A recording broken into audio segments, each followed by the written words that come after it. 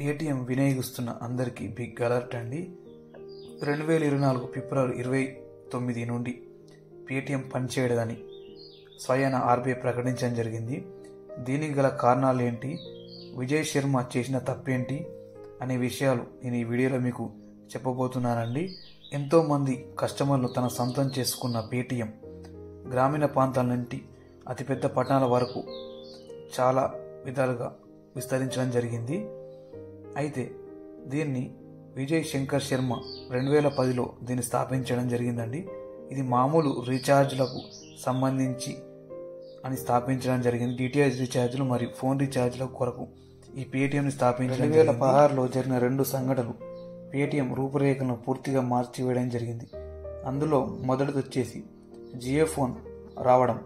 అంబానీ గారు 2016లో Jio phone launch చేయడం మరియు అన్లిమిటెడ్ ఇంటర్నెట్ పెట్టడంతో ఫోన్ల సంఖ్య విపరీతంగా పెరిగింది మరియు నెట్ వాడకం కూడా చాలా వరకు పెరగడం మూలంగా చాలామంది పేదవారు, మధ్యతరగతి వారు ఫోన్ల వాడకం గణనీయంగా పెరగడం జరిగింది. దీనికి తోడు నరేంద్ర మోడీ గారు 2016లో పెద్ద నోట్ల రద్దు మూలంగా యూపీఐ పేమెంట్ అనే విషయం చాలామందికి తెలియడం జరిగింది. దీని మూలంగా పేటీఎం ద్వారా చాలామంది పేమెంట్ చేయడం జరిగింది. 2017 కల్లా పేటీఎం కస్టమర్లు 2 కోట్లు దాటారంటే అర్థం చేసుకోండి ఏ విధంగా పేమెంట్లు జరిగాయనే విషయం. ప్రస్తుతం ఉన్న బ్యాంకులు ప్రజలను ఏ విధంగా ఇబ్బంది పెడుతున్నాయో లోన్ల గురించి మరియు చిన్న చిన్న విషయాలకే బ్యాంకుల చుట్టూ చింపడం విజయ్ శంకర్ శర్మ తన కళ్ళారా చూడడం జరిగింది. వీటికి పునఃస్టాప్ పెట్టాలనే ఉద్దేశంతో 2017 సంవత్సరంలో పేటీఎం బ్యాంక్ ఓపెన్ చేయడం జరిగింది. దీని మూలంగా కస్టమర్లు పేటీఎంకు చాలా వరకు పెరగడం జరిగింది. ఎలాంటి బ్యాంకుకు పోకుండానే మన ఫోన్లోనే బ్యాంకు క్రియేట్ చేసుకొని కేవైసీ చేసుకుంటే సరిపోతుంది అనే విషయం చాలామందికి తెలియ మూలంగా చాలామంది పేమెంట్ బ్యాంక్ వాడడం, లావాదేవీలు జరపడం జరిగింది. దీని మూలంగా చాలామంది ప్రజలు పేటీఎంకు అలవాటు పడడం కాకుండా పేటీఎం అనేక రకాలైన సేవలను తన యాప్లో రూపొందించడం జరిగింది.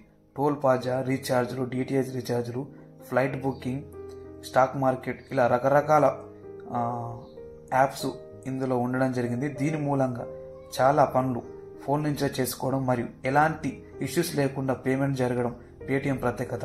దీని మూలంగా కస్టమర్లు కూడా ఏ రోజు పేటీఎం మీద కంప్లైంట్ ఇవ్వకపోవడం కూడా చాలా మంది కస్టమర్లు పేటీఎం సొంతం చేసుకున్న విషయానికి వస్తే, ఇలాంటి పేటీఎం ఎందుకు లైసెన్స్ రద్దు చేయడం జరిగింది అనే విషయానికి వస్తే, 2010లో స్థాపించబడిన పేటీఎం చాలా అభివృద్ధి చెందుతున్న క్రమంలో చాలా ఇల్లీగల్ అంటే ఆర్బీఐ చట్టాలకు లోబడి కాకుండా తన ఇష్టారాజ్యంగా వ్యవహరించడం మూలంగా పేటీఎంకు చాలాసార్లు ఆర్బీఐ హెచ్చరికలు జారీ చేయడం జరిగింది. చాలా రకాల ఇల్లీగల్ యాప్స్ ఉన్నాయని మరియు కస్టమర్ల కేవైసీ విషయంలో మామూలుగా వ్యవహరించడం, లావాదేవీల విషయంలో కూడా ఎలాంటి నియమ నిబంధనలు పాటించకపోవడం కూడా ఆర్బీఐ అనేక సార్లు పేటీఎం హెచ్చరించడం జరిగింది. ఇలాంటి హెచ్చరికలను పేటీఎం ఎప్పుడు పట్టించుకోలేదు. తన పని తను చేసుకుంటూ ముందుకు వెళ్ళడం జరిగింది.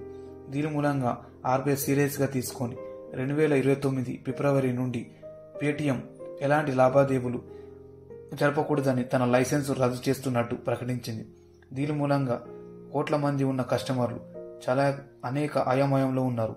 పేటీఎం ఉంటుందా, పోతుందా, ఉంటే అందులో మన డబ్బు ఏ విధంగా సేవ్ చేసుకోవాలి, ఏ విధంగా విత్డ్రా చేసుకోవాలి అనే విషయాలు చాలామంది గందరగోళానికి గురవుతున్నారు. ఒకవేళ మీరు కనుక పేటీఎం యాప్ వినియోగిస్తుంటే ఈ విధంగా చేయండి. మీరు కనుక పేటీఎం బ్యాంక్ యూజ్ చేస్తున్నట్టయితే అందులో ఉన్న అమౌంట్ ఇమీడియట్లీగా వేరే అకౌంట్లోకి మార్చుకోవడం చాలా బెటరు. అలాగే వ్యాలెట్లో ఉన్న అమౌంట్ కూడా తొందరగా వేరే అకౌంట్లోకి మార్చుకోండి.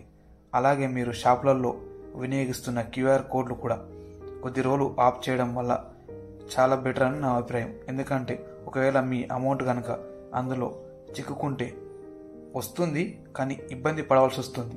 అందుకే కొద్ది రోజులు పేటీఎం క్యూఆర్ కోడ్ని కూడా ఆపడం చాలా బెటర్. 29 తర్వాత ఏం జరుగుతుందో తెలియదు కాబట్టి ఆ లోపు విజయ్ శంకర్ శర్మ ఏదో ఒకటి చేసి తన లైసెన్స్ని కాపాడుకుంటాడు. అందులో ఎలాంటి సందేహం లేదు. కానీ ఒకవేళ లైసెన్స్ రాకపోతే మాత్రం మన అమౌంట్ స్టక్ అవ్వడం జరుగుతుంది. అందుకే ఈ విధంగా క్యూఆర్ కోడ్ను మాత్రం వినియోగించవద్దని నేను ఈ వీడియో ద్వారా తెలియజేస్తున్నాను. థ్యాంక్ యూ అండి అందరికీ. ఇలాంటి వీడియోలు మరిన్ని చేస్తాను, చూస్తూనే ఉండండి. నా ఛానల్ నచ్చితే లైక్ చేయండి, అలాగే సబ్స్క్రైబ్ చేసుకోండి.